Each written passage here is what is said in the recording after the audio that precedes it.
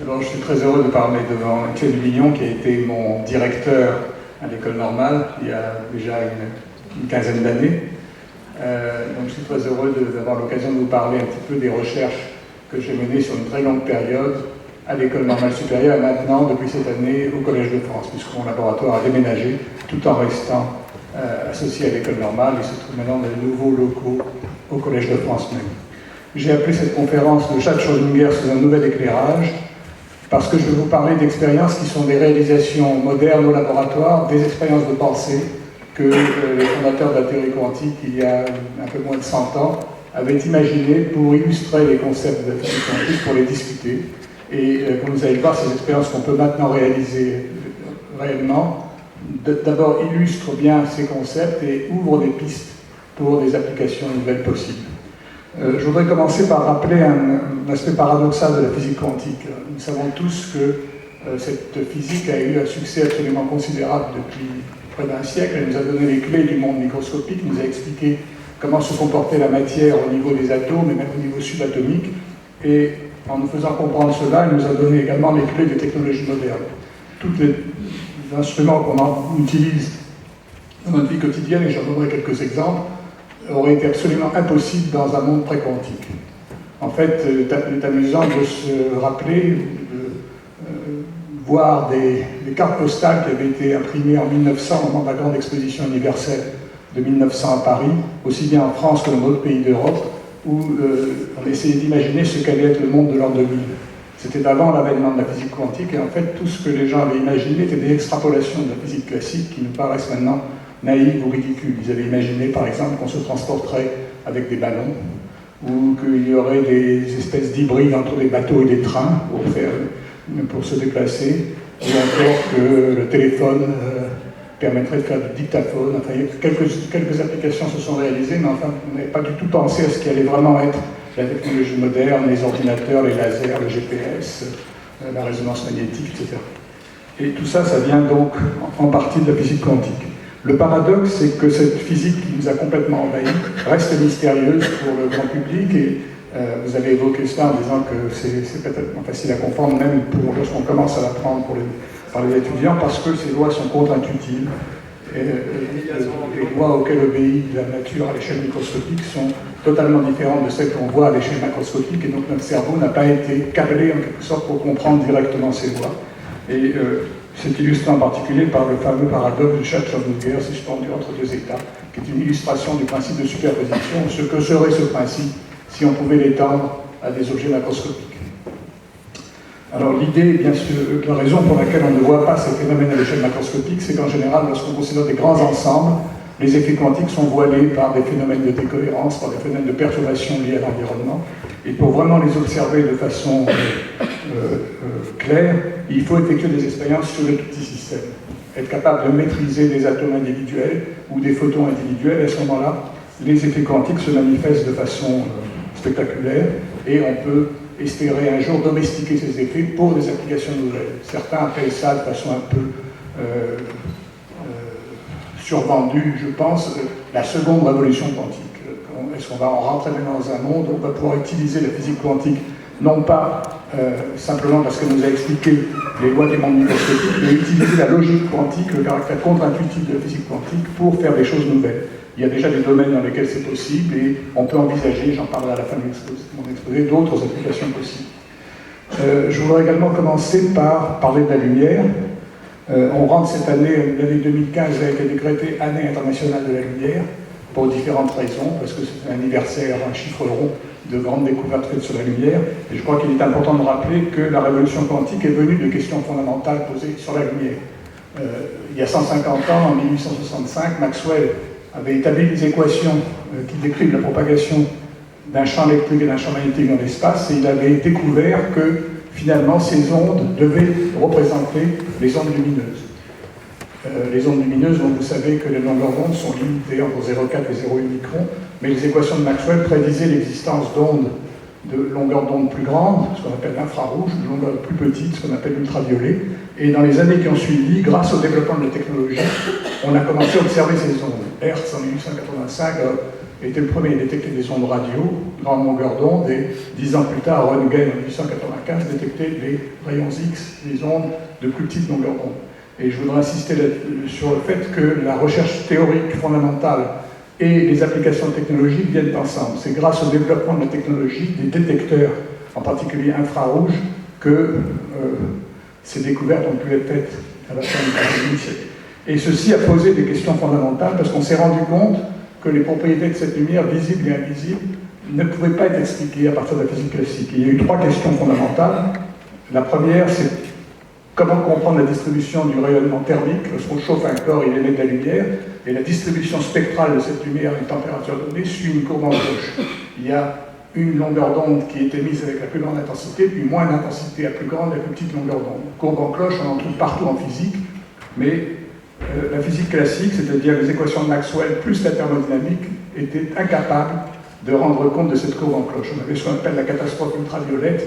D'après la physique classique, l'intensité des ondes devait augmenter lorsque la longueur d'onde diminue, et ceci était d'abord absurde sur le plan mathématique, ça correspondait à une intensité infinie d'énergie émise, et ça ne correspondait pas à l'expérience. Deuxième question, pourquoi y a-t-il un seuil en fréquence avec les photoélectriques? On avait, à la fin du XIXe siècle, Hertz, qui avait découvert les ondes radio, avait également découvert l'effet photoélectrique, le fait que de la lumière arrivant sur un métal extrait des électrons, mais cet effet a un seuil. Vous avez beau augmenter l'intensité, au-dessous d'une certaine fréquence, vous n'aurez pas d'électrons, et au-dessus d'une certaine fréquence, les électrons vont apparaître, et la physique classique était incapable d'expliquer ça. Troisième problème lié à la lumière, pourquoi est-ce qu'il y a des raies discrètes dans le spectre des atomes? Pourquoi, lorsqu'on éclaire un gaz atomique avec une lumière continue, on voit des raies discrètes? Ceci avait été vu au XIXe siècle par Fraunhofer et d'autres qui avaient développé les méthodes de dispersion de la lumière, mais c'était complètement incompréhensible. Pour les physiciens de 1900, à l'époque dont je parlais avec les fameuses cartes postales auxquelles je faisais allusion, c'était des questions, mais de façon un peu étonnante. Ils considéraient ça comme des petites questions qu'on finirait par résoudre, mais qui ne remettaient pas en cause le schéma général de description de la physique. Lord Kelvin disait à cette époque-là, en 1900, on a tout compris en physique, il reste bien 2 ou 3 petits problèmes qui posent question, mais il n'avait pas l'air de considérer que c'était vraiment des questions importantes. Mais c'est pourtant de là qu'est venue la révolution quantique. Pour répondre au problème du rayonnement du corps noir, Planck, en 1900, avait établi une formule mathématique qui nécessitait le fait d'admettre que les échanges d'énergie entre la matière et la lumière se faisaient sous forme discrète, sous forme de quanta, mais il n'y avait pas de véritable compréhension physique. La compréhension physique est venue en 1905 par un des fameux papiers d'Einstein de cette année-là. Einstein s'est posé une question fondamentale. Est-ce qu'on peut essayer de calculer l'entropie, le degré de désordre d'un rayonnement thermique? Et il a comparé ce problème à un problème qui avait une solution à l'époque, qui était la distribution des vitesses dans un gaz. Si vous envisagez le gaz dans cette pièce, par exemple, et que vous classez les vitesses des molécules, vous avez également une courbe en cloche. Il y a une vitesse la plus probable, moins de molécules qui vont plus vite, moins de molécules qui vont moins vite, et donc c'est la comparaison de ces 2 courbes en cloche qui lui a donné l'idée de calculer l'entropie du gaz, et il s'est rendu compte que on pouvait trouver cette entropie en admettant simplement, comme dans le cas d'un gaz, que la lumière était formée de grains, qu'on avait appelé ensuite les photons. Et donc, à partir de cette hypothèse de granularité de la lumière, il a pu calculer l'entropie correctement, éviter la divergence ultraviolette et trouver le bon comportement du rayonnement thermique. Et il tuait, en fait, c'était faire d'une pierre 2 coups, parce qu'en même temps, ça lui donnait la réponse avec les photoélectriques. À partir du moment où il y a des grains d'énergie, eh bien, il faut que ces grains aient une énergie suffisante, que chaque grain ait une énergie suffisante pour extraire l'électron, et ça expliquait le seuil de l'effet photoélectrique. Donc, c'était vraiment une avancée fondamentale, et j'insiste sur le fait que les analogies en physique, lorsqu'elles sont manipulées par quelqu'un comme Einstein, sont extraordinaires. C'est grâce à cet esprit d'analogie qu'il a fait démarrer la physique quantique, et c'est par d'autres analogies qu'il a fait démarrer la théorie de la relativité. Très souvent, les analogies conduisent à des absurdités, mais lorsqu'elles sont vraiment manipulées par un esprit comme celui d'Einstein, c'est vraiment cela qui fait des grandes percées. Mais cette analogie a quand même posé un problème énorme qui allait persécuter en quelque sorte Einstein dans tout le reste de sa vie. C'est le paradoxe qui conduit à décrire un même objet physique, la lumière, à la fois de façon corpusculaire et à la fois comme une onde. Parce que les notions d'onde et de particules sont évidemment complètement contradictoires pour un physicien classique. Une onde, elle est partout à la fois, une particule est bien localisée. Et cette dualité entre l'aspect onde et particule, parce qu'il n'était pas question de renoncer à l'aspect onde pour la lumière, simplement parce que les effets d'interférence et tout ce qu'on savait de la lumière indiquait qu'elle avait des propriétés ondulatoires, mais il fallait admettre qu'elle avait à la fois des propriétés ondulatoires et corpusculaires, et ça conduit directement, comme je vais vous montrer dans un instant, au principe de superposition des états, qui est la base même de la physique quantique. Et ça allait vraiment poser des problèmes à Einstein, parce que Einstein était un esprit fondamentalement classique. Il était arrivé à cette idée par la déduction logique, mais il n'a jamais vraiment accepté toutes les conséquences, je dirais, philosophiques ou métaphysiques de cette idée. Autre révolution qui était également liée à la lumière, pour comprendre le spectre des atomes, eh bien, c'est Bohr qui, quelques années après Einstein, a construit le fameux modèle de Bohr de l'atome, que vous connaissez bien.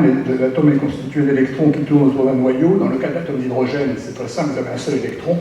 Les orbites, cependant, ne sont pas indifférenciées, les orbites sont quantifiées. Seulement certaines orbites sont permises, obéissent à un principe de quantification, comme le principe de quantification de la lumière, et l'absorption et l'émission de lumière correspond à des sauts d'électrons d'une orbite à l'autre, ce qu'on appelle des sauts quantiques. L'énergie de l'électron du photon émis correspondant à la différence d'énergie entre les deux niveaux électroniques, avec la même constante que Einstein avait introduite pour relier l'énergie du photon à sa fréquence, la fameuse constante de Planck H. Alors cette théorie de l'atome de Bohr explique les spectres atomiques, en particulier il a pu calculer complètement le spectre de l'atome d'hydrogène et le calculer quantitativement avec la même constante que celle qui avait servi à Einstein pour le rayonnement du corps noir. Le fait que la même constante fondamentale intervienne dans les théories d'Einstein et de Bohr a été le signe qu'on était face à une vérité profonde. Donc voilà, je ne vais pas continuer cette histoire de façon systématique, mais simplement pour vous indiquer que les premières théories des quanta ont conduit pas à pas dans le monde étrange de physique quantique. En 1905, Einstein dit que la lumière est quantifiée. 8 ans plus tard, Bohr dit que les orbites électroniques sont également quantifiées. Et puis le pas suivant a été franchi par De Broglie 10 ans après. Il a retourné l'idée d'Einstein en disant si la lumière, qui était en général considérée comme une onde, est également une propriété de corpuscule, inversement, les particules, les électrons, les atomes qui sont considérés classiquement comme des particules doivent avoir des propriétés ondulatoires et on doit associer une onde de matière aux particules. Et en particulier, il pouvait décrire comme cela, donner une interprétation qu'on appelle l'interprétation de la mécanique quantique au modèle de Bohr. L'électron qui tourne autour du noyau, c'est une onde, et la condition de résonance, la condition de quantification, c'est qu'il faut qu'il y ait un nombre entier de ces longueurs d'onde qu'on appelle longueurs d'onde de De Broglie sur la circonférence. Lorsqu'on écrit ça, on retrouve la formule de Bohr. Donc il a donné une autre approche, un autre éclairage à la première théorie du quantum. Et ainsi, petit à petit, on peut dire que le voile qui cachait le monde microscopique a été levé. Cette expression du grand voile, c'est encore une expression d'Einstein. Lorsque Langevin, qui était le patron de thèse de Broglie, et qui ne savait pas trop quoi penser de la théorie de De Broglie, a envoyé le mémoire de thèse à Einstein. Einstein a répondu dans une lettre fameuse à Langevin que ce jeune homme avait levé une partie du grand voile.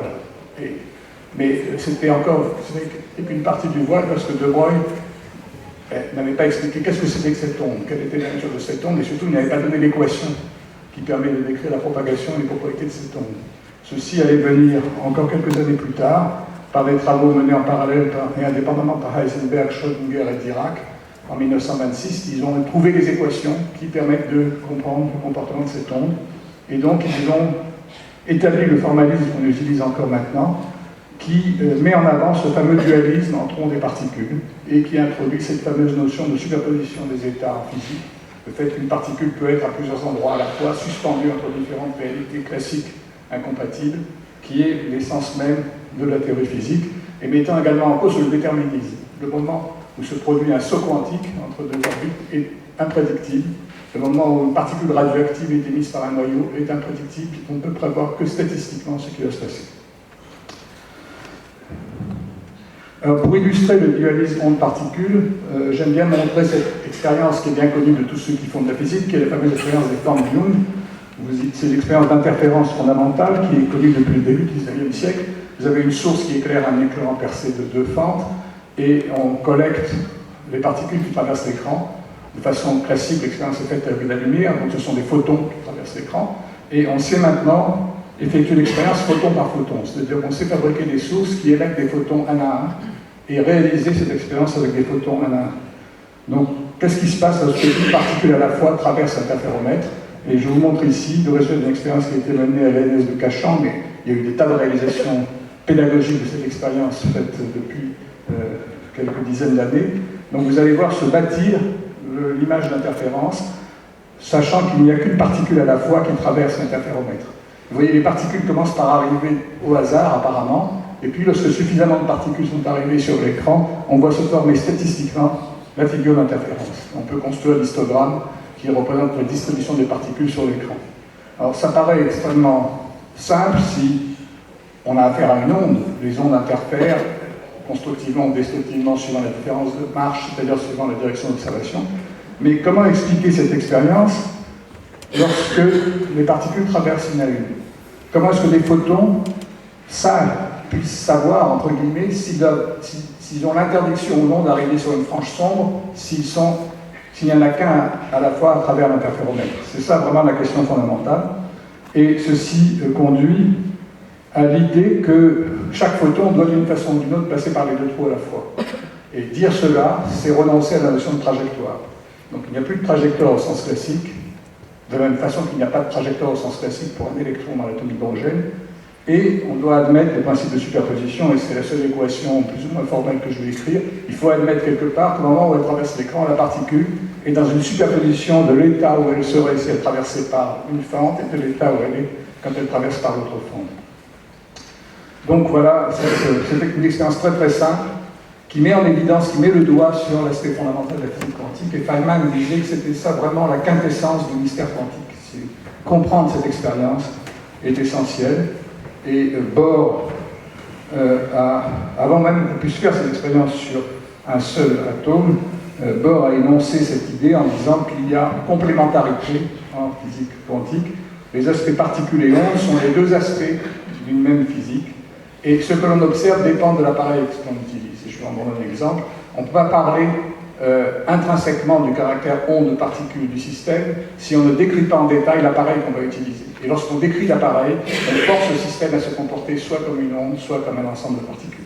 Alors c'est une idée qui est extrêmement étrange, qui montre qu'on ne peut pas parler de mesure sans introduire l'appareil et la perturbation que l'appareil va exercer sur l'appareil de mesure. Et en introduisant cette notion de complémentarité, Bohr était bien conscient de la complexité des choses et il disait « si vous n'êtes pas choqué par la physique quantique, c'est que vous n'avez pas comprise ». Donc c'est une de ces phrases paradoxales ou un peu auto-contradictoires de Bohr qu'il est intéressant de rappeler. Alors l'idée fondamentale, c'est que les probabilités en physique quantique résultent d'un processus d'interférence. Si vous reprenez cette expérience et que vous dites que la probabilité de traverser, que chaque particule traverse par une fente ou l'autre est 1,5, eh bien la probabilité, si les deux fentes sont ouvertes, la probabilité pour que la particule arrive sur les franges bruyantes va être de 1, 1,5 plus 1,5 va donner 1. Par contre, si vous calculez la probabilité pour qu'elle arrive sur les franges, l'ensemble des franges fontes, vous allez trouver 0. Donc, quelque part, vous écrivez une formule comme 1,5 plus 1,5 égale 0, ce qui signifie simplement que ce sont des amplitudes qu'il faut ajouter avant d'élever au carré pour calculer les probabilités, et que 1,5 plus 1,5 égale 0, ça veut dire qu'un phénomène est moins probable si vous lui donnez deux chemins que s'il n'y en a qu'un. Et ça, c'est complètement contradictoire avec la physique classique. Donc l'idée, c'est que on a une physique qui est probabiliste, et les probabilités se comportent comme des ondes, tant qu'on ne cherche pas à savoir, tant qu'on ne modifie pas l'appareil pour essayer de savoir par quel trou la particule est passée. Et donc, mais évidemment, sur le plan théorique, vous savez, ceci se décrit par des nombres complexes, les amplitudes de probabilité sont des nombres complexes qui se combinent comme des vecteurs, et vous savez que les nombres complexes peuvent interférer destructivement si en phase sont convenables. J'ai montré cet exemple parce que je vais vous donner un deuxième exemple d'interférence quantique qui va nous servir pour la suite, qui cette fois-ci ne sera pas une interférence dans l'espace. Pour décrire l'expérience du Young, il faut parler de la position et de l'impulsion des particules. Donc c'est une description d'expérience dans l'espace, position, impulsion. Maintenant, je vais vous décrire une expérience dans l'espace temps-fréquence. Et l'expérience est la suivante. Vous avez un atome à deux niveaux, qui est initialement dans l'état fondamental, et vous le soumettez à deux impulsions lumineuses successives, telles que chaque impulsion excite l'atome avec une probabilité 1,5. Donc vous réalisez une excitation dont la phase et l'amplitude sont convenables pour que, à la fin de la première impulsion, l'atome se trouve avec une probabilité 1,5 dans l'état du bas et avec une probabilité 1,5 dans l'état du haut. On sait faire ça par en résonance magnétique, en optique, etc., en optique quantique. Et puis vous recommencez plus tard. Donc vous partez de cet état, 1,5, et vous envoyez une impulsion à nouveau. Eh bien, deux choses peuvent se produire. Pour certaines fréquences de ces impulsions, l'atome est porté à coup sûr dans l'état excité, donc on se retrouve dans le cas 1,5 plus 1,5 égale 1. Mais pour d'autres fréquences, l'atome revient dans l'état du bas, c'est-à-dire que la probabilité d'exciter avec deux impulsions identiques l'atome, alors que chacune donne 1,5, va donner 0, finalement, pour l'atome dans l'état excité. Donc, et si on balaye la fréquence, on va observer une oscillation de la probabilité entre 0 et 1, de la même façon que si on balaye la position du détecteur dans l'expérience du Hong, on a une oscillation de 0 et 1. Donc ça, c'est ce qu'on appelle des interférences dites de Ramsey dans le domaine des fréquences et du temps. Et je vous en ai parlé parce que c'est la base de l'horloge atomique. Dans une horloge atomique, on a un jet d'atomes. Ici, ce sont des atomes de césium dans une enceinte à vide.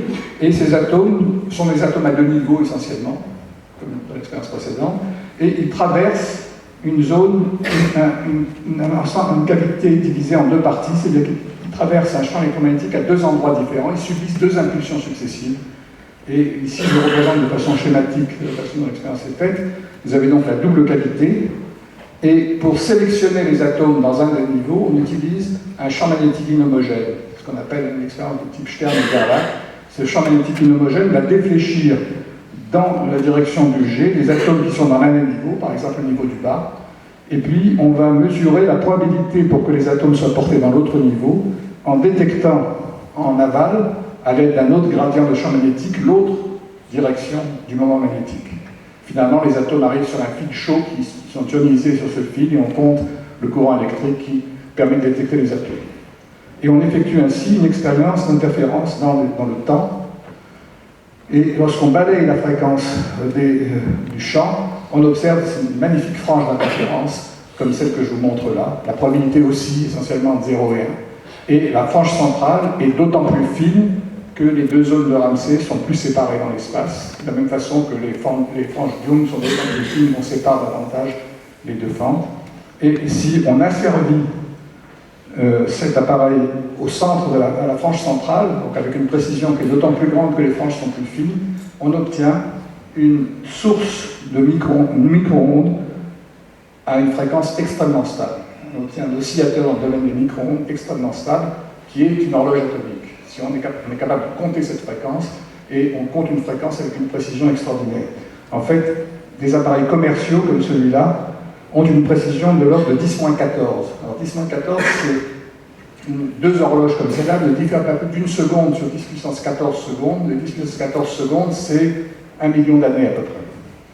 Donc vous avez une stabilité sur l'ordre du million d'années pour des horloges commerciales.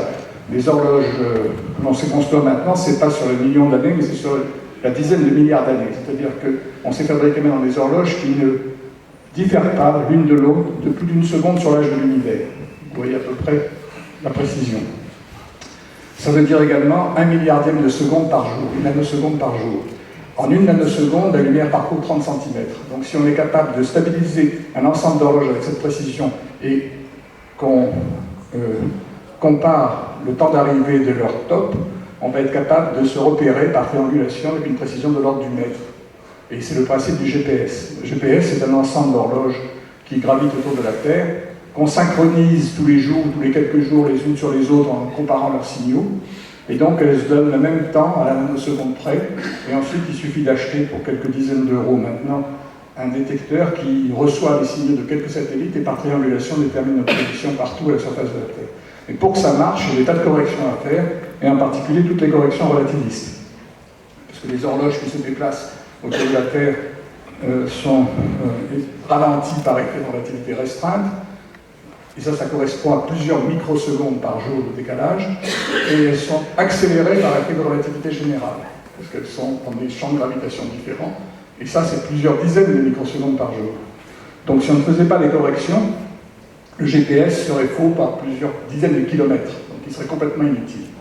Donc vous voyez qu'on a là une application de la physique fondamentale, de la physique quantique et de la relativité restreinte et générale qu'on utilise tous les jours sans s'imaginer tout ce qu'il y a derrière. C'est un des exemples qu'on peut prendre pour indiquer le rapport de la relation fondamentale sur des dizaines d'années de recherche entre la recherche fondamentale et les applications.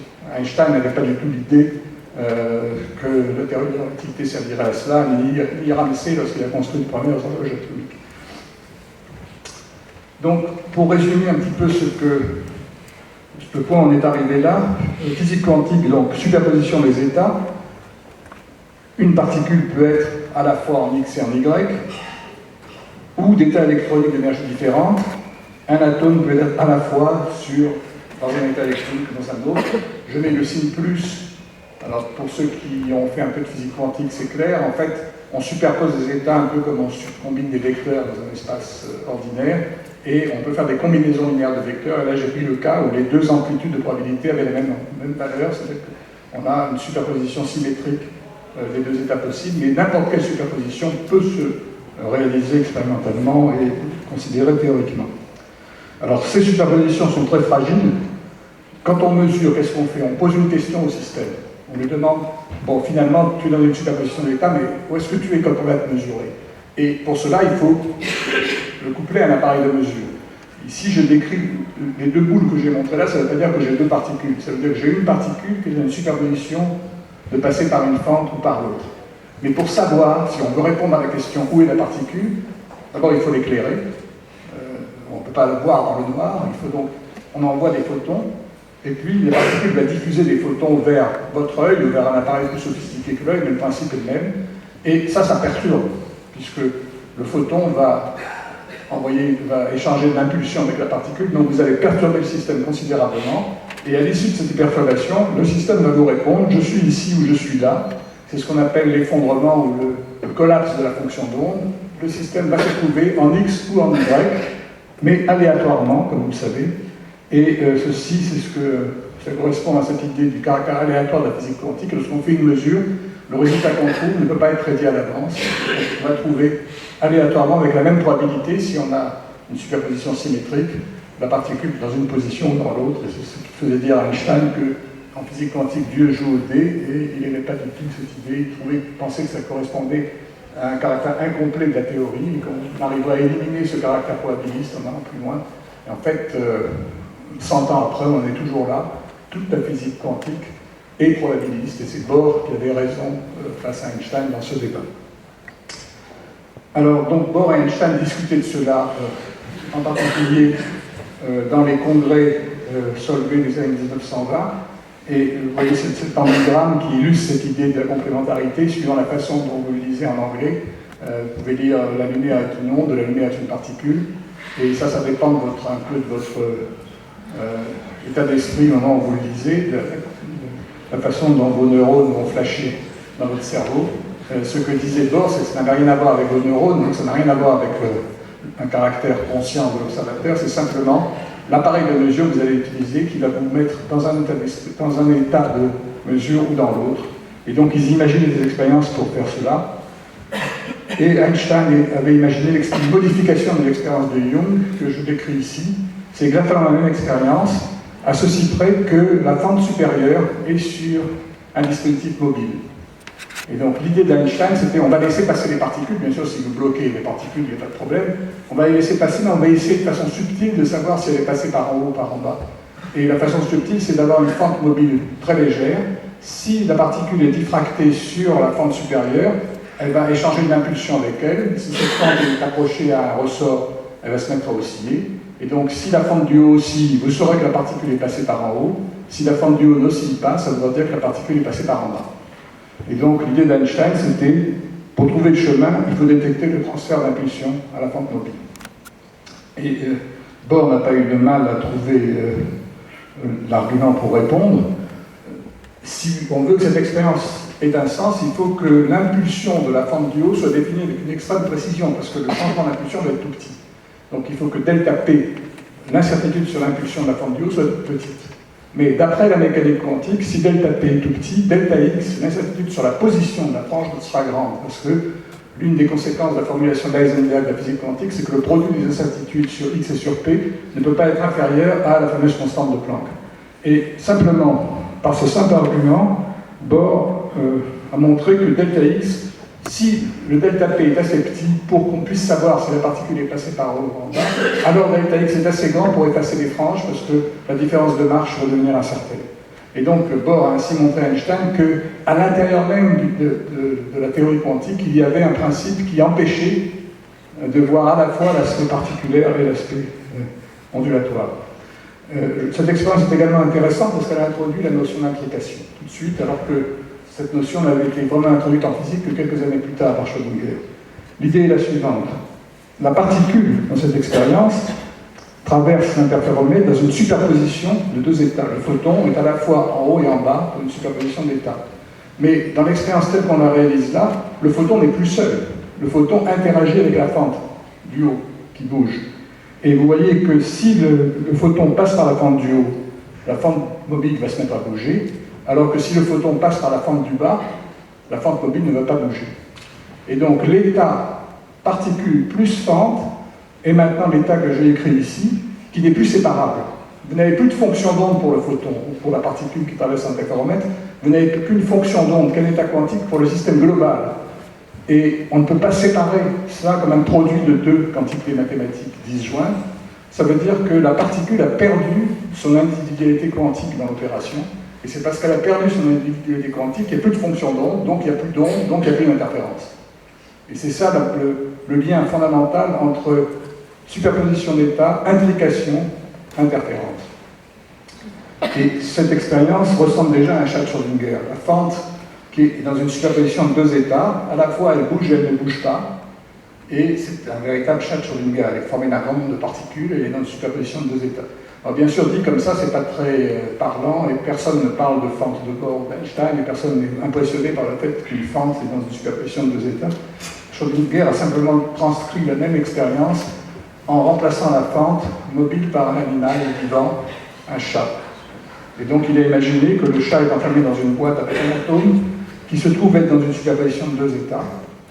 Et l'atome est excité, il peut émettre une particule en tombant dans l'état du bas, et à mi-chemin de ce processus, il est dans une superposition d'être excité et désexcité. Et donc le chat doit être dans une superposition d'être vivant et mort, si on admet que la particule que l'atome émet peut déclencher un dispositif qui va tuer le chat. Donc on a le même type de superposition, et c'est ça la métaphore du chat de Schrödinger. Schrödinger a simplement insisté sur le fait que si on admet le principe de superposition en physique quantique, et si on l'applique à deux systèmes en interaction, alors le fait qu'un premier système se mette dans une superposition d'état entraîne que le second doit y être aussi, et que ces deux superpositions doivent être intriquées, non séparables. Et c'est lui qui a introduit le terme technique intrication en physique quantique. Alors ça pose une question évidemment quand l'un des deux systèmes est macroscopique, parce qu'on n'a jamais observé un système macroscopique dans une telle superposition d'état, et donc ça pose le problème de la limite classique quantique. Pourquoi est-ce qu'à l'échelle macroscopique, les superpositions d'état ne sont pas en général observées? On n'a même pas on ne voit même pas ce que ça voudrait dire un chat qui est à la fois... Quel type d'interférence pourrait-on observer entre un chat vivant et un chat mort? Et l'idée, maintenant moderne, pour essayer d'expliquer pourquoi ce genre de superposition n'apparaît pas dans le monde macroscopique, c'est ce qu'on appelle le phénomène de décohérence. Je le reprends sur le cas de la particule qui traverse l'interféromètre. On ne va la voir en superposition d'état que si on ne cherche pas à la mesurer. Mais en général, ce qui se passe pour des objets macroscopiques, c'est qu'il y a un environnement qu'il est impossible de séparer du système. Par exemple, si vous avez un atome qui va traverser deux fentes, il y aura toujours un gaz résiduel, il y aura des photons thermiques qui vont traîner autour, et l'interaction du système avec son environnement va réaliser une espèce de mesure. L'environnement est comme un appareil de mesure. Même si on ne cherche pas à le réaliser, il va y avoir dans l'environnement une information qui va être corrélée à l'état interne, à l'état du système qu'on cherche à mesurer. Et c'est donc cet environnement qui force le système à choisir l'un des termes de l'alternative. Et donc la théorie de la décohérence, c'est finalement une théorie qui dit que l'environnement réalise une sorte de mesure qui détruit les superpositions d'états dans les grands systèmes. Parce que plus ce système est grand, plus il est difficile de le protéger de façon efficace du couplage avec l'environnement involontaire. Donc voilà un peu un panorama de ces concepts de la physique, et je vais en arriver dans la deuxième partie à essayer de vous expliquer pourquoi je vous ai dit tout ça, donc quel est le lien avec l'expérience qu'on a cherché à faire. Avant ça, je voudrais simplement dire que les fondateurs de la théorie pensaient que ces expériences de pensée seraient à jamais irréalisables. Il y a des citations intéressantes de Schrödinger en particulier.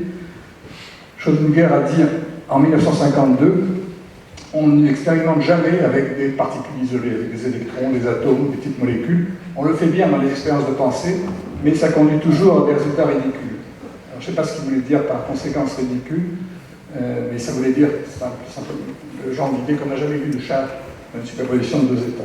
Alors ça paraît un peu bizarre si vous voyez c'est 1952, parce qu'on savait bien en 1952 que les particules existaient. Il y avait les chambres à bulles, les détecteurs de particules associés aux accélérateurs existaient, ce genre de trajectoires, Schrödinger les avait vus, il les connaissait bien, mais il pensait que, en fait, ça c'est complètement différent d'une expérience de pensée. Dans cette expérience-là, vous ne manipulez pas les particules.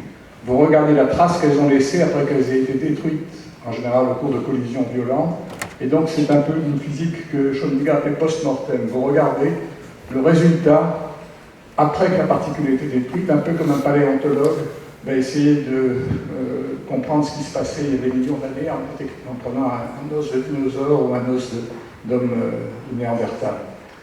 Donc, d'abord, il avait donc assigné aux physiciens des particules un rôle un peu différent de ce que l'on pense d'habitude, et il le dit très clairement, il dit dans la même référence, on ne réalise pas plus d'expériences avec des particules isolées que l'on ne peut élever un dinosaure dans un zoo. On regarde des phénomènes longtemps après qu'ils se sont produits, et c'est tout. Et donc, pourquoi est-ce qu'il n'arrivait pas à imaginer qu'on puisse manipuler des particules isolées? Parce que la technologie, bien sûr, n'existait pas. Et alors, ces expériences sont devenues maintenant bien réelles. On peut maintenant manipuler des systèmes quantiques isolés, essentiellement grâce au développement des lasers. C'est vraiment le laser, on revient à la notion fondamentale de lumière. Donc, c'est la lumière qui a été le point de départ de la physique quantique.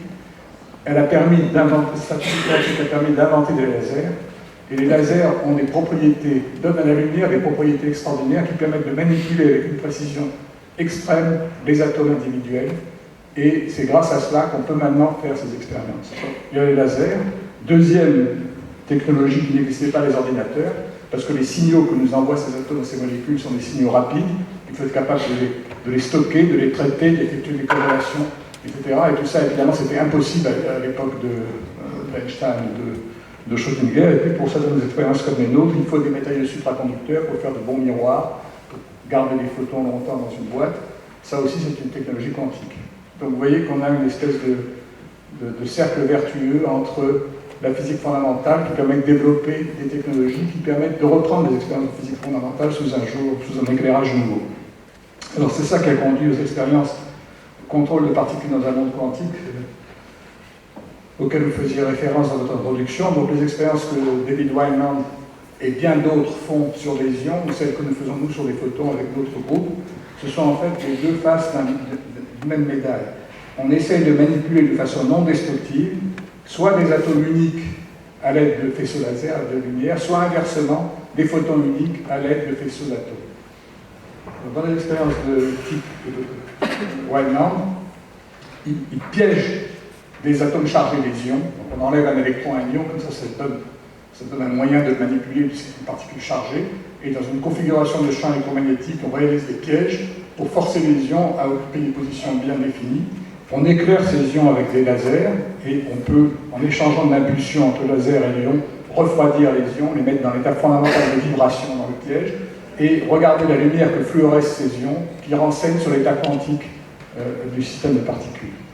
Et nous faisons l'inverse, on piège des photons, en fait des photons micro-ondes dans une cavité, et ce qui va nous permettre de le manipuler, c'est un jet de particules, des atomes de Rydberg qui traversent le piège, et on extrait ces atomes, et en faisant des mesures sur les atomes, on obtient une information indirecte sur les photons. Et la grosse difficulté dans le cas des photons, c'est que si vous y réfléchissez, toutes les méthodes de détection des photons, jusqu'à cette expérience, sont destructrices. L'effet photoélectrique détruit le photon. La vision rétinienne détruit le photon. Là, on veut réaliser une expérience où on sait qu'il y a un photon, après qu'on l'ait mesuré, que le photon est toujours là, et on peut le remesurer plusieurs fois et on peut faire des expériences in vivo, par opposition à la physique post-mortem dont je parlais, non seulement sur les atomes, la partie gauche de cette diapositive, mais également sur les photons, la partie droite. Et donc c'est une physique qui est également basée sur l'interaction matière-lumière au niveau le plus fondamental. Si vous voulez comprendre ces expériences, il faut savoir comment un photon interagit avec un atome. Et c'est la même hamiltonien, c'est la même théorie pour les expériences où c'est le photon qui permet de mesurer l'atome à gauche, ou si c'est l'atome qui permet de mesurer le photon à droite. Ce sont vraiment les deux aspects complémentaires d'un même problème de physique fondamentale. Alors je donne simplement un exemple de l'expérience type Weinland. Vous avez ici 5 atomes dans un piège à boule d'air. Alors vous voyez que chaque atome est un petit point brillant. Et ce point brillant, on le voit à travers un microscope, c'est simplement la lumière diffusée du laser. Une fois que l'atome a été bien manipulé et mis dans son état fondamental, pourquoi est-ce que ça forme une ligne droite? C'est un petit cristal. Les atomes ont envie d'aller au centre du piège, mais ils se repoussent parce qu'ils sont chargés, et donc la position d'équilibre, c'est une petite ligne d'atomes dans le piège. Et vous voyez chaque atome comme une tache lumineuse. Les lois d'optique montrent que chacune de ces taches est de l'ordre de la longueur d'onde, donc vous les voyez distincts parce qu'ils sont à une distance de l'ordre de 2 à 3 microns. Mais évidemment, la taille réelle de chaque atome est beaucoup plus petite que ce qu'on voit. Et puis on a pu augmenter la taille des systèmes. Voilà 14 ions de calcium dans un piège analogue. Et les dernières expériences maintenant se font avec des chaînes qui vont quelques dizaines jusqu'à une centaine d'ions. Et chacun de ces ions est à une position bien définie. Si vous admettez que chaque ion est un système à 2 niveaux, vous pouvez le manipuler, le mettre dans un état ou dans l'autre, ou dans une combinaison linéaire de ces états, le nombre d'états disponibles est gigantesque. 30 ions à 2 niveaux, ça fait 2 puissance 30 états. 2 puissance 30 états, c'est à peu près 1 milliard. Donc vous voyez qu'un tout petit système comme celui-là, c'est un système qui est dans un espace des états d'1 milliard, une dimension d'1 milliard, et toutes les combinaisons linéaires de ces milliards d'états sont accessibles en principe. Donc vous concevez que si vous mettez de l'information dans chacun de ces atomes, vous avez une espèce de bouillie atomique dans lesquelles les lois de la logique sont les lois de la logique quantique. Et donc c'est le genre de système qu'on étudie en particulier pour essayer de développer ce qu'on appelle un ordinateur quantique. Alors nous faisons le contraire, nous piégeons les photons. J'aime bien cette image parce qu'elle donne l'idée que le photon rebondit entre les miroirs, mais vous voyez que si vous voulez jongler avec des particules, avec des objets, vous les regardez et en fonction de leur trajectoire, vous modifiez le mouvement de vos mains, ce qu'on appelle une feedback. C'est facile pour des objets classiques, mais là, il faut être capable de faire ça avec des photons, c'est-à-dire qu'il faut les voir sans les détruire et réagir éventuellement sur leur comportement sans les détruire. Donc ça, c'est ce qui demande un peu d'astuce. Alors, on utilise en fait des cavités supra, ce sont des cavités en cuivre qui sont très, très finement polies, de façon à éviter la diffusion des micro-ondes dessus, et recouvertes d'une fine couche de niobium, de façon à éviter l'absorption. Et on réalise ainsi des miroirs quasi parfaits. La lumière rebondit plus d'1 milliard de fois sur ces miroirs, et on envoie des atomes un à un entre ces miroirs. Donc, les ordres de grandeur, 1 milliard de rebonds, ça veut dire que la trajectoire du photon, qui, si vous la dépliez, c'est fait à peu près 40 000 km. 2,5 cm multiplié par 1,5 milliard, ça fait 40 000 km. C'est la circonférence terrestre pour le photon. Il parcourt cette distance en un peu plus d'1 dixième de seconde. Donc vous voyez qu'on garde les photons dans la boîte pendant 1 dixième de seconde, et on envoie des atomes à un rythme beaucoup plus rapide, et on envoie quelques centaines d'atomes avant que le photon n'ait disparu. Et donc on va être capable de mesurer, si on le fait ici, il faut évidemment que l'atome n'approche pas le photon. Donc il faut utiliser une interaction plus subtile que l'absorption ou l'émission de lumière dont je vous parlais tout à l'heure. Alors en fait, on utilise des atomes spéciaux, qu'on appelle des atomes de Rydberg, et ceci va nous ramener à l'image de l'horloge atomique dont je vous parlais tout à l'heure. Donc on parle d'un atome dans son état fondamental. Vous savez que l'orbite de l'électron, c'est de l'ordre d'un Angstrom, et à l'aide de lasers, et c'est là que la spécificité de l'excitation laser est essentielle, on peut porter l'électron de Rydberg sur une orbite circulaire de très grands rayons. En fait, on fabrique des atomes dont le nombre quantique principal est de l'ordre de 50. La taille de l'orbite, c'est le carré de ce nombre quantique principal, donc on a un électron sur un cercle de l'ordre de 0,1 micron. Pour cela, il faut non seulement apporter l'énergie, et ce sont les photons du laser qui le font, mais également apporter du moment angulaire, parce qu'il faut que l'orbite de l'électron soit circulaire, et ça, ce sont des photons de radiofréquence qui permettent de circulariser l'orbite de l'électron.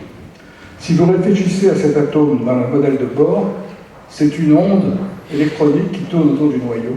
Et cette onde électronique est répartie uniformément autour du noyau. Ça veut dire que le centre de gravité de l'électron coïncide avec le noyau, donc il n'y a pas de dipôle électrique. Il nous faut dans notre expérience un dipôle électrique. Qu'est-ce qu'on peut faire pour cela? Eh bien, il faut mélanger deux niveaux de nombres quantiques voisins. Si vous mélangez l'orbite qui a 50 nœuds dans sa fonction d'onde avec une orbite qui a 51 nœuds dans sa fonction d'onde, l'interférence classique est immédiatement compréhensible. La superposition de ces deux états va interférer constructivement à une extrémité de l'orbite et destructivement à l'autre bout. Ce qui manque entre les deux orbites, il y a exactement une longueur d'onde de différence. Ça veut dire que la superposition des deux états, maintenant, c'est un paquet d'ondes qui est localisé d'un côté. Et ce paquet d'ondes tourne à la fréquence de bord entre les deux niveaux, qui est de 50 GHz à peu près. Donc on réalise de cette façon-là un paquet d'ondes qui tourne autour du noyau à 50 GHz. Et ça, c'est exactement la théorie de Bohr, le vieux modèle de Bohr de la physique atomique. On a un modèle planétaire qui tourne à une fréquence bien définie. Et on peut donc voir ça comme une planète tournant autour du Soleil, ou encore comme l'aiguille d'une horloge sur un cadran. Cette fréquence, elle est parfaitement bien définie. Donc si on est capable de mesurer la vitesse avec laquelle tourne ce paquet d'ondes, on a fabriqué une horloge atomique. Mais alors, le côté intéressant pour la physique dont je parle aujourd'hui, c'est que c'est une horloge extrêmement sensible à la lumière. Alors, comment est-ce qu'on détecte d'abord ces atomes?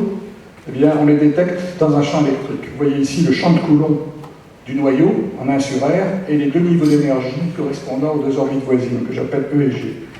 Si vous appliquez un champ électrique statique, vous allez ajouter au champ de Coulomb un potentiel linéaire, et donc vous allez abaisser le potentiel d'un côté, et l'électron va être capable de fuir. Vous allez donc ioniser l'atome dans un champ électrique statique qui n'a pas besoin d'être très grand, parce que les niveaux étant très excités sont très faiblement liés. Un champ de l'ordre de 100 volts par centimètre va éjecter l'électron. Et ce qui est important, c'est que cette éjection dépend de l'état. Vous voyez qu'ici, j'ai représenté une situation où l'état supérieur est éjecté et pas l'état inférieur. Alors si vous appliquez maintenant une rampe de champ qui croît dans le temps, vous allez atteindre à des instants différents l'ionisation de l'état supérieur puis de l'état inférieur.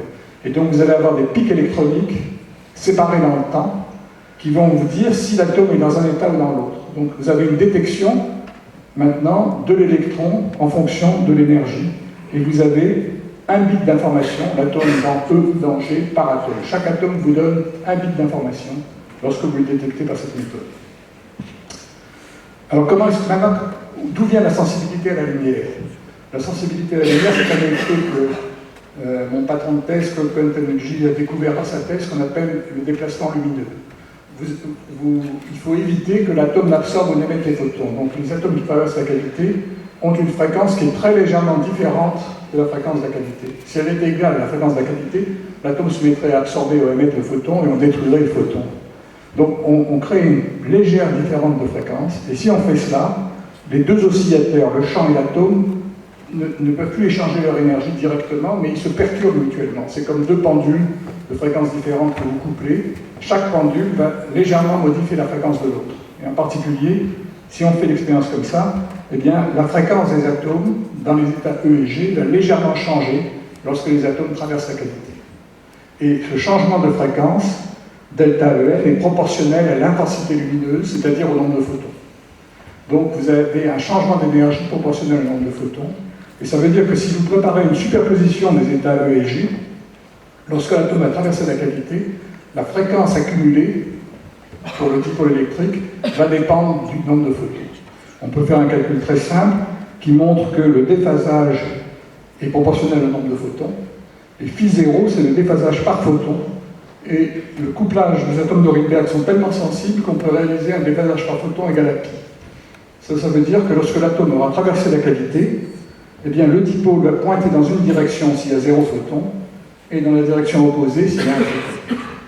Et ça veut dire que simplement en mesurant la phase de ce dipôle, on saura quel est le nombre de photons sans absorber le champ. Alors pour mesurer une phase, il faut fabriquer un interféromètre, et l'interféromètre qu'on fabrique, eh c'est l'interféromètre de Ramsey dont je vous parlais tout à l'heure. C'est une horloge atomique, c'est-à-dire qu'on a une horloge Rydberg dont les éléments sont montrés ici. On prépare les atomes circulaires dans cette boîte, ils traversent l'interféromètre un à un, on les détecte en aval à l'aide d'un champ électrique, comme je l'ai dit tout à l'heure, et ils traversent la cavité au milieu. Et il y a deux éléments essentiels pour cette expérience, ce sont les deux zones dites de Ramsey, où on va appliquer deux impulsions. La première impulsion, à gauche, va préparer une superposition des états E et G. Cette superposition va évoluer dans le temps, et on va à nouveau lui appliquer une deuxième perturbation en aval. C'est comme une espèce de flash radar pour déterminer, non pas la vitesse dans le cas d'un radar normal, mais la direction de la phase du dipôle après la traversée de la cavité. Et si on varie la fréquence de ces zones de Ramsey, vous savez ce qu'on observe. On observe des franges de Ramsey. C'est-à-dire que la probabilité de trouver l'atome finalement dans l'état E ou dans l'état G va osciller en fonction de la fréquence. Et un déphasage de pi par photon, ça veut dire que vous avez ce jeu de franges s'il y a 0 photon dans la cavité, et des franges décalées d'une demi-frange si vous avez un photon. Donc si vous fixez l'interféromètre à un endroit où vous êtes un maximum de franges pour un photon, vous serez un minimum de la frange pour 0 photon. Et ça veut dire que la probabilité que l'atome sorte sera dans un niveau s'il y a 0 photon et dans l'autre s'il y a un photon. Et donc, avec un seul atome, on saura s'il y a 0 ou un photon. Et vous voyez ici, donc c'est exactement comme l'interféromètre de Young, mais c'est l'interféromètre de Ramsey. Et vous voyez ici le résultat de l'expérience. Si l'atome sort dans un niveau, ce sont les barres rouges, dans l'autre niveau, ce sont les barres bleues. Et ici, vous regardez simplement le champ thermique dans la cavité. Vous voyez que, brutalement, à un instant donné, un photon est apparu. C'est le moment où la trace devient majoritairement rouge. Alors, il y a un peu de bruit, de temps en temps, les atomes se trompent, mais on voit très bien statistiquement ce qui se passe. Et vous voyez que, si vous amplifiez, si vous élargissez un peu l'échelle des temps, on voit exactement le saut quantique, le moment où le photon apparaît. Et une fois que le photon est apparu, vous voyez que des centaines d'atomes qui traversent la cavité ensuite voient le même photon. Donc c'est vraiment une mesure non destructive du champ. Et c'est donc vraiment le dispositif élémentaire qui nous a permis de faire beaucoup d'autres choses. On peut compter plus que 0 photons. On a pu compter jusqu'à une dizaine de photons et voir comment les photons disparaissent un à un lorsque la cavité s'amortit. Et on voit que le champ décroît en marge d'escalier parce que les photons disparaissent à des instants aléatoires. Enfin, je ne vais pas continuer là-dessus, je voudrais simplement terminer pour revenir à la notion du chat de Schrödinger. Les expériences que j'ai décrites jusqu'à maintenant insistent sur l'aspect corpusculaire. Je compte des photons dans une boîte, un peu comme je compterais des billes dans une boîte, mais la lumière a également un aspect ondulatoire. Si on veut construire une lumière qui a une phase bien définie, il faut mettre plusieurs photons. C'est encore la relation d'incertitude. Si vous n'avez qu'un seul photon, la phase va être complètement déterminée. Si vous avez n photons, un nombre exact de photons, vous n'aurez pas de phase définie. Si vous voulez que le champ ait une phase bien définie, il faudrait mettre une incertitude sur le nombre de photons. C'est un peu le même genre de relation d'incertitude qu'entre la position et l'impulsion pour les particules. Et donc, on a fait une expérience de ce genre, que je vais essayer de vous décrire maintenant rapidement. Comment est-ce qu'on a pu construire un chat de Schrödinger de lumière, c'est-à-dire un état du champ quantique qui contient beaucoup de photons, mais qui a à la fois deux phases différentes. Alors l'idée est assez simple. Regardez notre cavité, c'est une cavité qui a des nœuds et des ventres, pour le champ classique, et évidemment, les atomes qui traversent cette cavité traversent au milieu d'un ventre, parce qu'il faut se mettre dans un endroit où l'interaction entre l'atome et le champ est importante. Et ce sont des atomes de Rydberg, et ce que je vous ai montré jusqu'à maintenant, c'est que lorsque l'atome traverse la cavité dans un niveau, l'énergie du système atome plus cavité va diminuer à l'intérieur de la cavité d'une quantité proportionnelle au nombre de photons. Alors, vous pouvez regarder cela comme un problème de physique classique. C'est comme si la particule rentre dans un puits potentiel, eh bien, son énergie cinétique va augmenter. Donc, il y a une force qui pousse la particule à l'intérieur de la cavité, et puis ensuite, cette force va travailler sous forme de force de freinage lorsqu'il va sortir, et in fine, lorsque l'atome va sortir de la cavité, il va retrouver la même vitesse que ce qu'il avait avant. Mais transitoirement, la vitesse de l'atome augmente, donc son énergie cinétique augmente.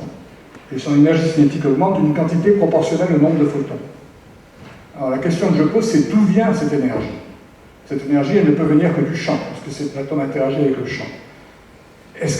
Comment est-ce que l'énergie du champ peut changer? L'énergie du champ peut changer de deux façons différentes. Soit parce que le nombre de photons change, mais ça c'est pas possible, puisqu'il est non résonant. L'autre façon, c'est que chaque photon change son énergie. Et dire que le photon change d'énergie, ça veut dire qu'il change de fréquence. Donc l'expérience montre directement que lorsque l'atome rentre dans la cavité, eh bien, la fréquence du champ change transitoirement elle devient oméga moins delta. Et si vous avez n photons, elle change de n delta, n h bar delta. La conservation de l'énergie implique que le changement de fréquence, c'est égal au changement d'énergie par photon de l'atome. Donc, ce sont deux effets complémentaires. Dans l'interaction, chaque atome voit son énergie changer d'une quantité, et chaque photon voit son énergie changer de la même quantité. Donc ça veut dire que les atomes qui traversent la cavité déphasent le champ. Et ce déphasage, c'est l'accumulation de cette différence de fréquence qui multiplie le temps, et on revient à l'idée fondamentale qu'on a un déphasage atomique par photon qui est égal au déphasage de la cavité par atome. Donc chaque atome peut déphaser le champ de la cavité de pi. Ça, c'est déjà un premier effet. Deuxième effet intéressant, cet effet dépend, le signe de l'effet dépend de l'état de l'atome. Si l'atome est dans l'état E, il va déphaser le champ dans un sens. Si l'atome est dans l'état G, il va déphaser le champ dans le sens opposé. Alors, qu'est-ce qui se passe maintenant si l'atome est dans une superposition d'états? Il va déphaser le champ à la fois dans un sens et dans l'autre. Pour comprendre cet effet, je vous rappelle simplement qu'un champ cohérent, c'est une sinusoïde, elle est représentée dans le plan de Fresnel par un vecteur.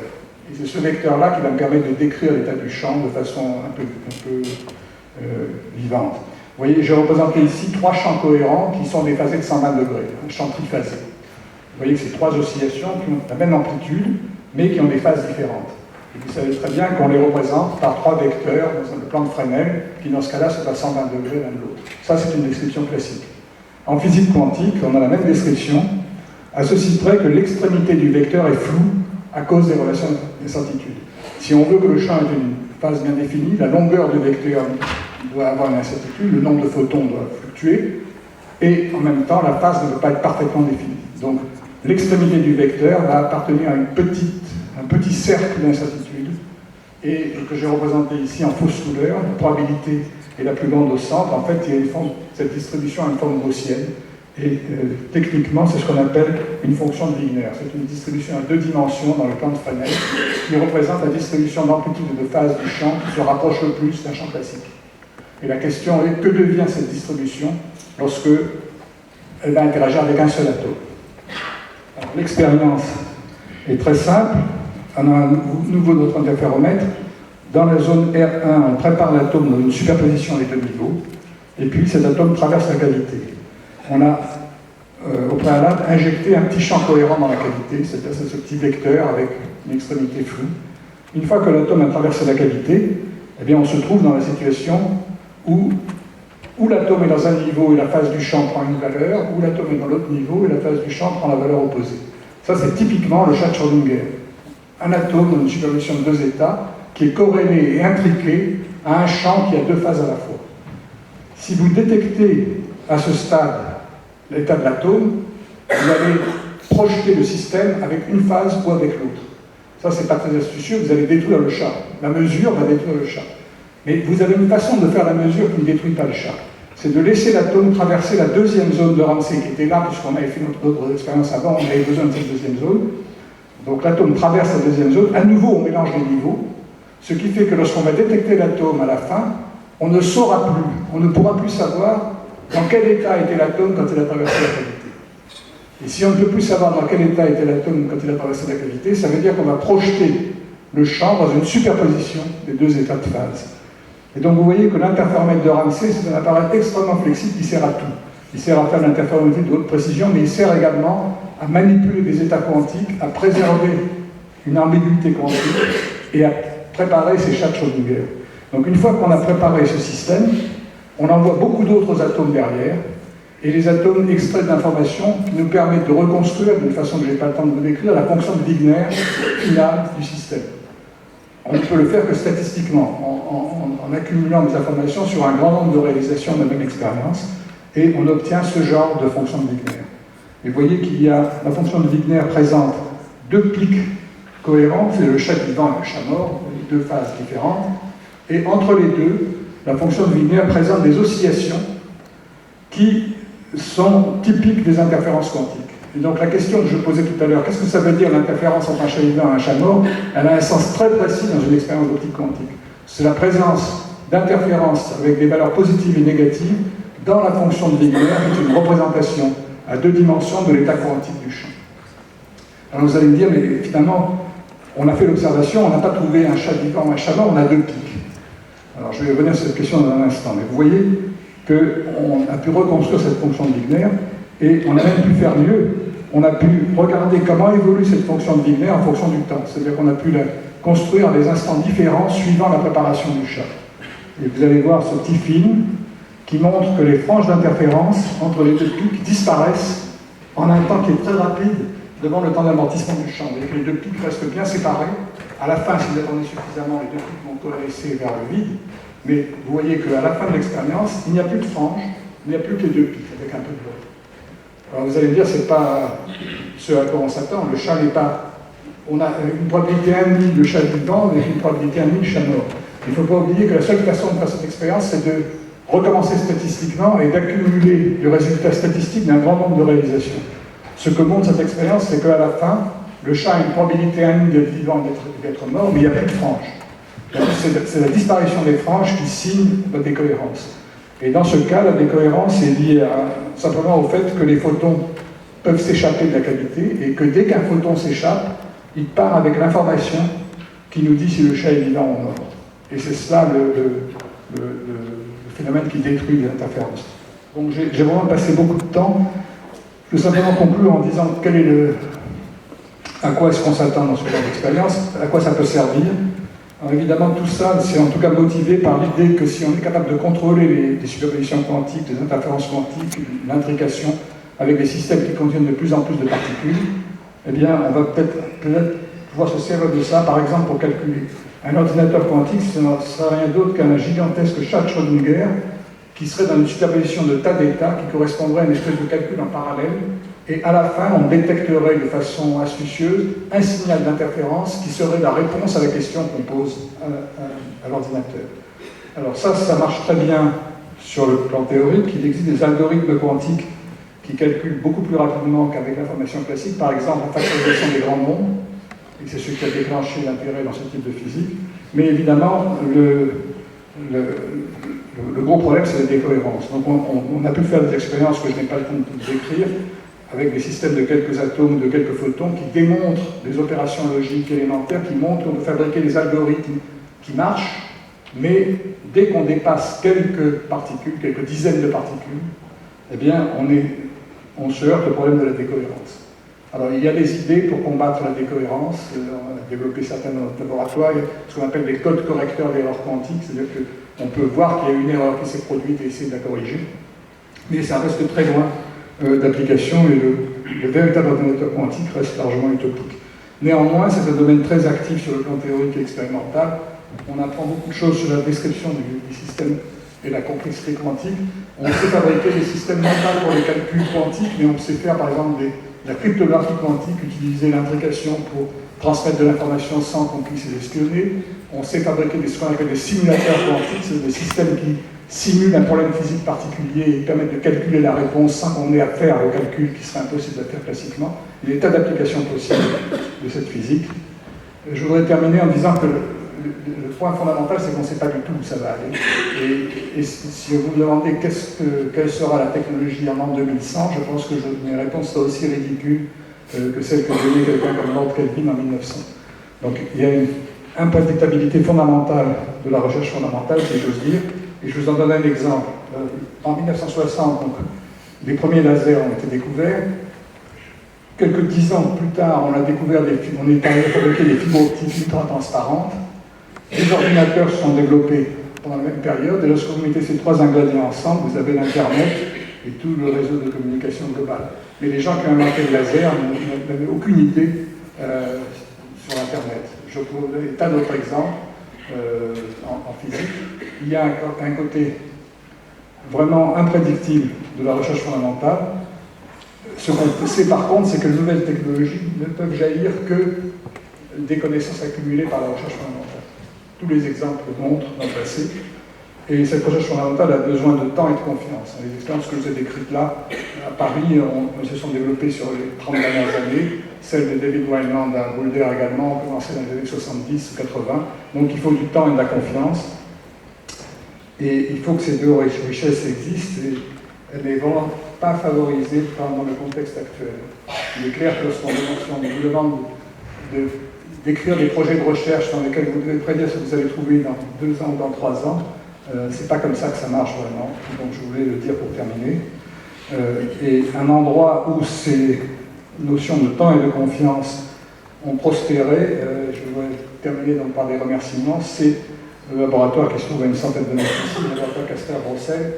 C'est un laboratoire qui a été créé par Castel-Brossel dans les années 50 et qui était basé sur ces idées. Castel-Brossel travaillait sur le long terme, faisait confiance aux étudiants et aux jeunes chercheurs à qui ils donnaient les moyens de travailler, dans une époque relativement lointaine. Et je vais vous montrer cette photo qui a été prise dans ce laboratoire en 1966, le jour où Castel a reçu le prix Nobel pour le développement du pompage optique. Le pompage optique, c'était vraiment la première méthode de manipulation d'atomes à l'aide de rayonnement électromagnétique. Et donc, c'est vraiment le point de départ de toute cette physique. Et donc, Castel est au milieu. Et à gauche, vous voyez Claude Cohen-Tannoudji, qui était mon patron de thèse à l'époque, et qui devait recevoir le prix Nobel pour les méthodes d'utilisation de l'interaction des atomes avec la lumière pour refroidir les atomes et démarrer toute cette physique de l'atome froid. Et moi, même si je ne suis pas reconnaissable, je suis à droite. Hein. Et donc j'ai travaillé à partir de là, exploité cela pour manipuler des atomes et des systèmes quantiques isolés. Et je voudrais, les autres personnes ici sont également importantes. Ici vous avez Jean Brossel, qui était vraiment l'expérimentateur dans le groupe Castel-Brossel, sans lequel Castel n'aurait pas pu développer ses expériences. Vous avez ici Franck Laloé, que certains d'entre vous connaissent, et Alain Aumont, qui faisait de la physique atomique, mais comme personne n'est parfait, il est parti vers l'astrophysique et l'astronomie. Il a fait une carrière brillante à l'Observatoire de Paris ensuite. Et bon, il ne suffit pas d'avoir des maîtres remarquables, il faut également avoir des collègues et des étudiants brillants. Et donc j'ai eu la grande chance de travailler pendant toute ma carrière avec Michel Brune et Jean-Michel Raymond, qui ont d'abord été mes étudiants et qui sont restés avec moi sur le long terme. Et là, vous avez une photo du groupe prise en 2012. Mais en fait, j'ai travaillé sur l'ensemble de ces 40 dernières années avec une centaine d'étudiants et de postdocs venant du monde entier. Et c'est un des aspects également extrêmement auquel je tiens beaucoup, c'est le fait qu'on partage une culture et un enthousiasme pour la recherche dans le monde entier, et c'est vraiment le métier qui nous permet de travailler avec des gens un peu partout dans le monde qui, malgré leurs différences de culture, partagent la même passion pour la science et pour la connaissance. Donc, bon, je vais m'arrêter là, je vous remercie.